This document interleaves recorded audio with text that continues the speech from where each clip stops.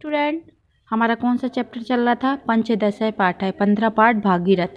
हमने भागीरथ में पढ़ा था जैसे कि हमारे भारत देश में इसका हमने केंद्रीय भाव क्या पढ़ा हुआ था बेटा कि हमारे भारत देश में अनेक प्रकार की नदियाँ बहती हैं, परंतु सबसे अधिक पवित्र और मुक्ति प्रदायनी जो नदी है वो गंगा नदी है।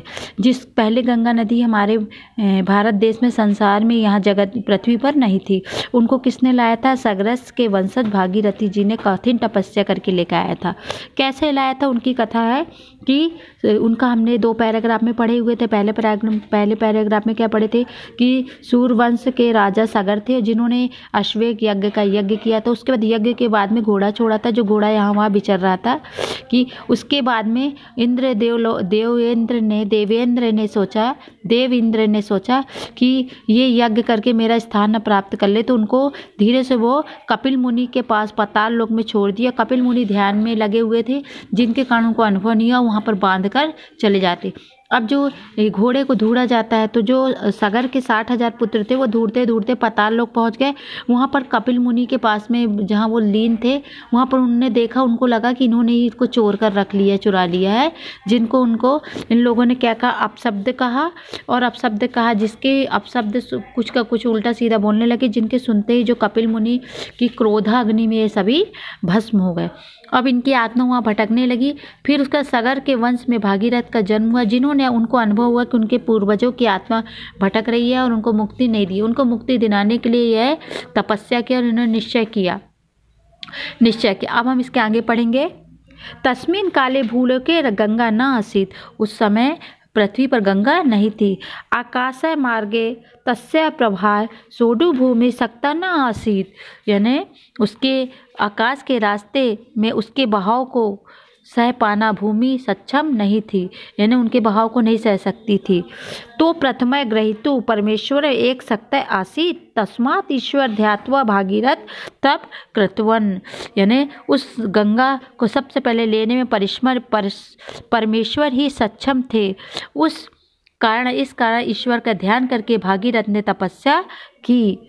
सहस्त्र वर्षांतरण एव ईश्वर आकाश गंगा स्वजटासु ग्रहीतम अहंकारम दत्तवान, यानी हजारों वर्षों के तप करने के बाद में ईश्वर ने गंगा को अपनी जटाओं में लेने के लिए स्वीकृति प्रदान की। इस प्रकार वह नदी ईश्वर की जटाओं में पहले गिरी। आकाश की एव सा नदी ईश्वर जटासु प्रवृत्तिवती आकाश गंगा तथा गर्विता आसीत, कथम ऐसा ईश्वर माँ धारितम सक्तम। उनको क्या था? इस प्रकार वह नदी कहाँ गई? सबसे पहले भगवान के जटाओं में गंगा ने को अपनी जटाओं में स्वीकार कर लिया। इस प्रकार नदी जटाओं में सबसे पहले गिरी। आकाश की गंगा नदी उस समय घमंड से युक्त थी, उनको बहुत ज़्यादा घमंड था कि ईश्वर मुझे धारण करने में सक्षम होंगे।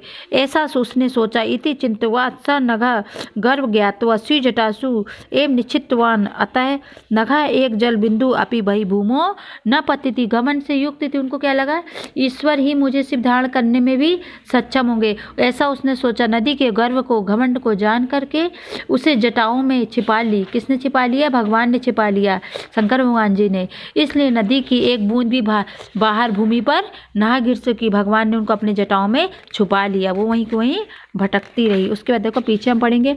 भागीरथ दुखी अवध सा पुनः तप कृतवान। अब भागीरथ बहुत दुखी हुए, फिर से उन्होंने तपस्या की। फिर से उन्होंने क्या की?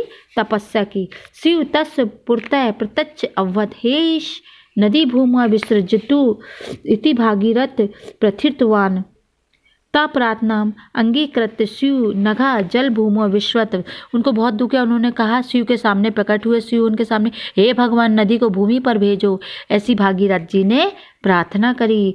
ऐसा उन्होंने प्रार्थना की और भगवान ने उनकी प्रार्थना को स्वीकार कर लिया और शिव ने नदी को जलकर भूमि पर भेज दिया। भागीरथ भूमि पतित पाताल नीतवान पताले प्रभंती गंगा सगर पुत्राणा भस्मानी स्प्रति सागर पुत्र स्वर्ग लोगे गंता पका। इस प्रकार से भागीरथ नदी को भूमि से पताल ले गए और पताल में बहती हुई गंगा ने जैसे ही सागर के पुत्रों के भस्म को छुआ, स्पर्श होते ही सागर के पुत्र स्वर्गलोक को चले गए। इस इत्तस्य भागीरथस्य प्रयत्न अपूर्व स गंगा भूमो अनितवान। इस प्रकार से भागीरथ के प्रयास अपूर्व है, वह गंगा को भूमि पर लाए। अनेन कारणेन एव तस्य नगा भागीरथी इति अनंत अस्ति प्रत्न विषय उक्त है। इसी कारण से उस गंगा नदी का नाम भागीरथ, दूसरा नाम भागीरथ पड़ा। प्रयास के विषय में इसी प्रकार से कहा गया है, प्राभयते न खलु विघ्न भयेन नीचे। नीच व्यक्ति विघ्न के भय से कभी भी किसी काम को प्रारंभ नहीं करता। जो नीच व्यक्ति रहता है वह विघ्न के यानी कि कहीं कोई बाधा ना आ जाए, इसके भय के कारण से किसी भी कार्य को प्रारंभ नहीं करता है। प्रारंभ विघ्न विहिता ब्रवंती मध्य। और जो मध्य लोग रहते हैं, जो मध्यम श्रेणी के लोग रहते हैं, वो कार्य को तो प्रारंभ कर देते हैं, परंतु जब विघ्न आता है तो उससे विचलित होकर के उसको बीच में ही छोड़ देते। विघ्न पुनः पुनरपि प्रतिहन्यमाना प्रारंभ चोत्तम जना न परित्यजंती। परंतु जो श्रेष्ठ गुण के लोग रहते हैं, श्रेष्ठ गुणी व्यक्ति रहते हैं, वो किसी कार्य को भी यदि अगर प्रारंभ करते हैं तो विघ्न आने पर, बाधा आने पर उनको बीच में कभी भी वह नहीं छोड़ते हैं और अपने कार्य को पूर्ण ही करते हैं। समझ आया ना कि भागीरथ चैप्टर में हमको गंगा नदी किस प्रकार से हमारी धरती पर आई हैं और कैसे आई थी मुक्ति प्रदायिनी। उसके बाद में शब्दार्थ आप लोग कॉपी पे शब्दार्थ करोगे। ये चैप्टर हमारा पूरा ख़त्म होता है, यहाँ पर पूरा समाप्त हो जाता है। उसके बाद आगे की उसमें पार्ट 2 में, ये पार्ट 2 था, पार्ट 3 में हम क्वेश्चन आंसर सॉल्व करेंगे। फिर उसके बाद मैं आंसर आपको व्हाट्सएप पर भेजूंगी। मेरे ख्याल से आपको ये चैप्टर पूरा ख़त्म आपको समझ में आ गया होगा। ओके बेटा, गुड बाय।